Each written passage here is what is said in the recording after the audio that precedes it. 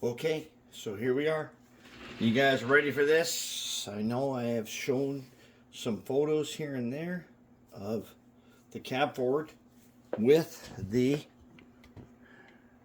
as we can see right there, face ripper motor using a silicone shaft. And what I did was I took some steel pipe. I got the train show like this, and I bored the end of it to 5/64, which is this shaft on like all Rivarossi's uses a 5/64. Okay, so what I did was I bored the end of it to be 5/64, a little bit. That allowed me to connect the silicone shaft from the face ripper motor onto that shaft right there. And the reason is because we've already determined that we need a motor that is powerful enough to turn this long shaft, which goes to two differentials, which goes to two more, it's a worm gears, to a shaft, goes down to two worm gears. You need torque, big torque. And we already figured out the FK130 is not good enough to provide that torque. So here we are. Now that we've done this, and if you remember right, we provided so that this part of the locomotive would be able to, it does pick up some power. However, when I tried it, it didn't, it was intermittent. But when I put it on the power supply right there, which currently turned down to 0, what I found out was, yeah, the motor definitely turns this without any trouble. So now what we've done is we've connected the tender. And if you remember right, the tender here with our DuPont connector, we weighted it down kind of a lot, but I'm going to say right now, not enough.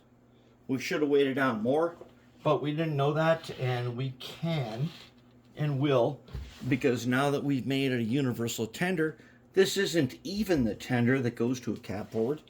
We can weight it down more. So let's try it. Okay, in DC with the face ripper motor and all of the stuff that we've done. Let's try it. Let's see. Okay, we're going to go to the right. Okay, and track. Let's back up.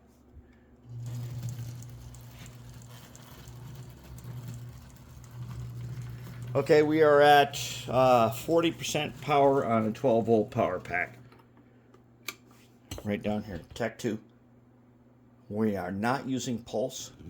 Let's bring it back and see.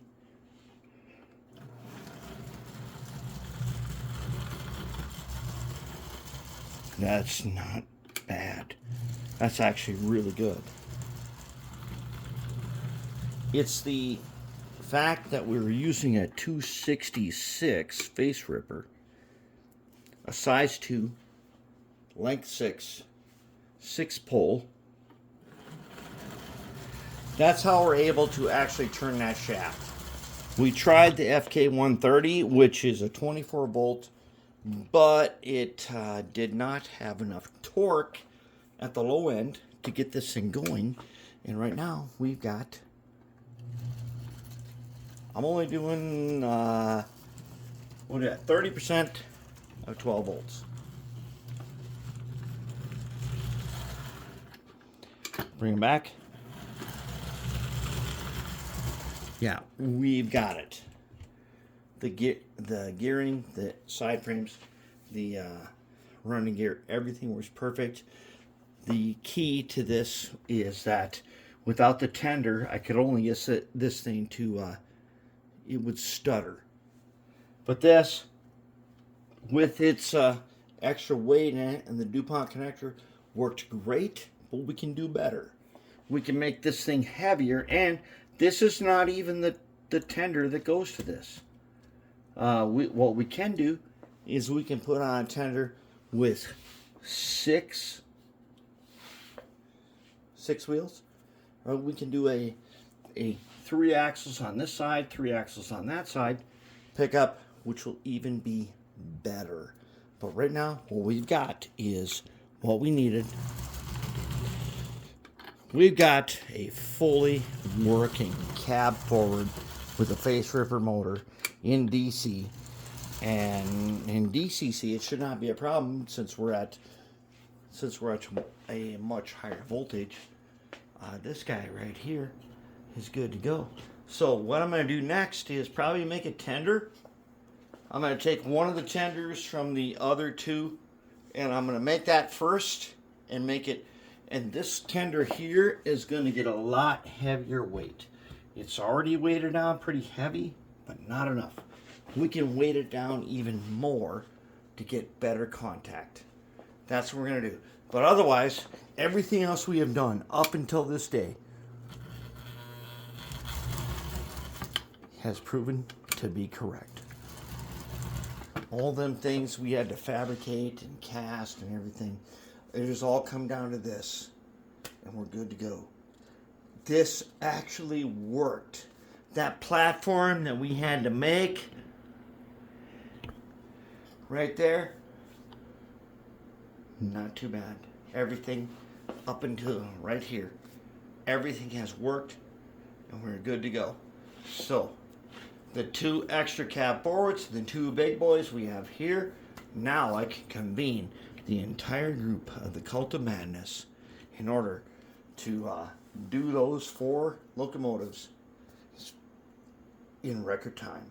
We've got the recipe, we know what to do. Here we are. Let's go ahead and do it. Total success.